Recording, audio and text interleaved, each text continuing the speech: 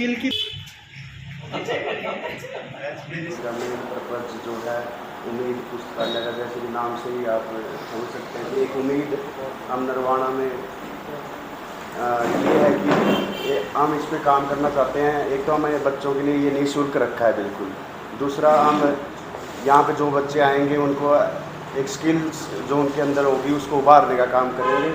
और आज हमारे बीच इसी उसमें Jitendra Goswami ji, SC irrigation department Kaithal, ये नरवाना की पर्सनैलिटी हैं, और सुनीता बेलरखा जी जिन्होंने रोहतक में काफ़ी सोशल एक्टिविस्ट रही हैं और काफ़ी अच्छा काम किया है।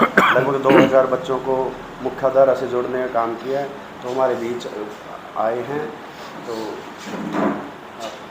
जितेंद्र जी, आप भी पहुँचे हो यहाँ पर चीफ गेस्ट के तौर पर, तो कैसा लगा? एक बच्चों के लिए एक उम्मीद की किरण जागी है और उम्मीद ही नाम लिखा है इसका, तो क्या कुछ कहना चाहिए इस विषय पर? स्कूल यहाँ से चंद कदमों की दूरी पे है, वहीं पे मैंने 11वीं तक की शिक्षा ली थी और इन रास्तों से, इन गलियों से मैं भली भांति वाकिफ़ हूँ।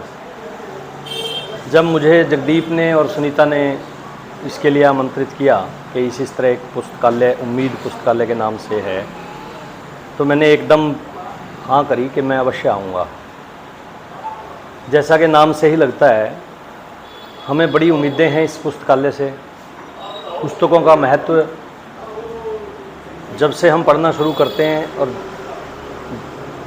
उस समय तक जब तक हम पढ़ सकते हैं, हमारा शरीर साथ देता है, कभी भी ख़त्म नहीं हो सकता, हमेशा ही बना रहता है।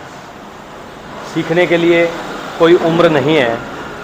और नरवाना जैसे इलाके के अंदर अगर कोई इस तरह का प्रयास किया जा रहा है, और विशेषकर ऐसा कि जिसमें पुस्तकें जो हैं चरित्र निर्माण में भी बच्चों की मदद करती हैं, जो महापुरुषों की लेखनी से विचार प्रकट हुए हैं किताबों के रूप में, उन्होंने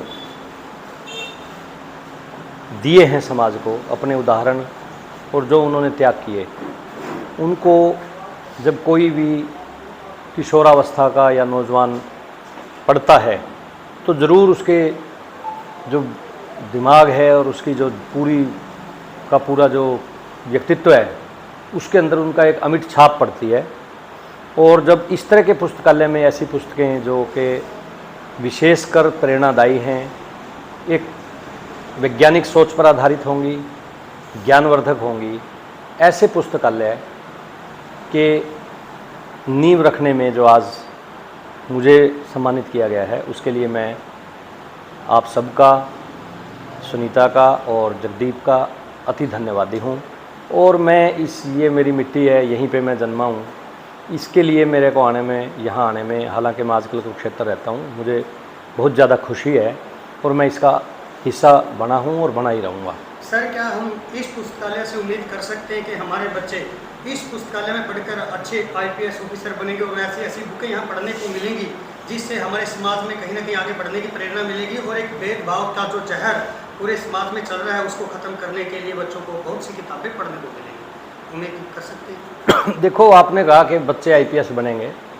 मैं ये मानता हूँ कि किसी भी समाज के निर्माण में किसी बच्चों के अफसर बनने से समाज का चरित्र नहीं बदलता। कोई IAS बने, IPS बने या रेडी लगाए, बात है व्यक्ति के विचारधारा की, बात है उसके चरित्र निर्माण की। अगर एक IPS रोज़ रात को दारू की 2 बोतल पीता है, वह व्यभिचारी है, समाज के लिए कुछ दे ही नहीं रहा, तो आपने IPS बना के क्या खट लिया? किसी परिवार में कितने IPS बने, कितने IAS बन गए, क्या उससे सुधार हो गया?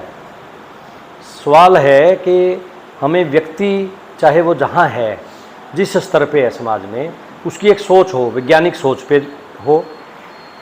जो आडंबर है और जो आजकल ये संचार माध्यम है, फेसबुक है और इन चीज़ों के ज़रिए से जो आज के हमारे युवाओं को बहकाया जा रहा है, जो सामग्री पहले से ही तैयार रेडीमेड सामग्री झूठ फैलाते हैं, उसको हम वैज्ञानिक सोच पे, तर्क के आधार पर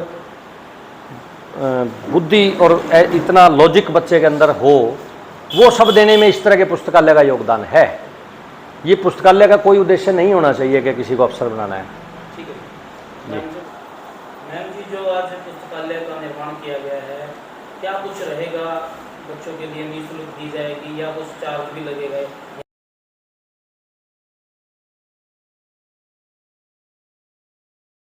या शुल्क लगा के दी जाने लगी तो उसको हम फिर कहाँ पर देख पाते हैं, ये हमारी अपनी सोच है। और लगातार पिछले जो 7 साल से शिक्षा पे जो हम काम कर रहे हैं वो पूरी ही निःशुल्क है। और केवल शिक्षा पे ही नहीं, हम उन बच्चों के हुनर पर काम कर रहे हैं। और हमारा जो उद्देश्य है वो ये है कि बच्चा करना क्या चाहता है, बनना क्या चाहता है। हमारी बस एक छोटी सी कोशिश है कि शिक्षा से जोड़ते हुए हम उस बच्चे को एक बेहतर इंसान बनाएं, चाहे वो मजदूर बने, चाहे वो अफसर बने, लेकिन सबसे पहले वो एक अच्छा इंसान बने।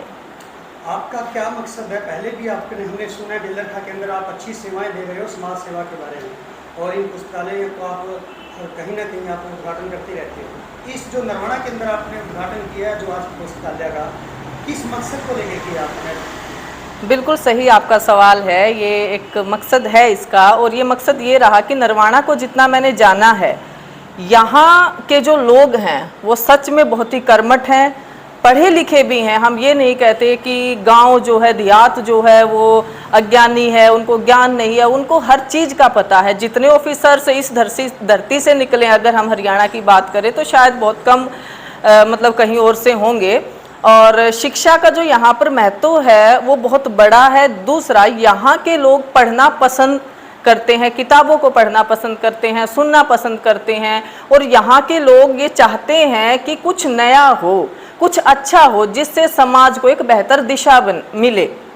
उसी ताकत के साथ एक और ताकत मिलाते हुए हम उनके साथ आगे बढ़ना चाहते हैं, उनके दुख सुखों को बांटना चाहते हैं, कुछ नया निर्माण चाहते हैं। खासकर इस शिक्षा के माध्यम से मैं अगर व्यक्तिगत सुनीता बेलरखा बात कहूँ तो मैं यहाँ पर हर एक नौजवान के पास एक रोज़गार पैदा करने का स्किल वो पैदा हम करना। का चैनल यहाँ आया हमारे उम्मीद पुस्तकालय में और आज ये कवर कर रहे हैं कि हमने जो एक छोटा सा प्रयास किया है उसके लिए आपका शुक्रिया।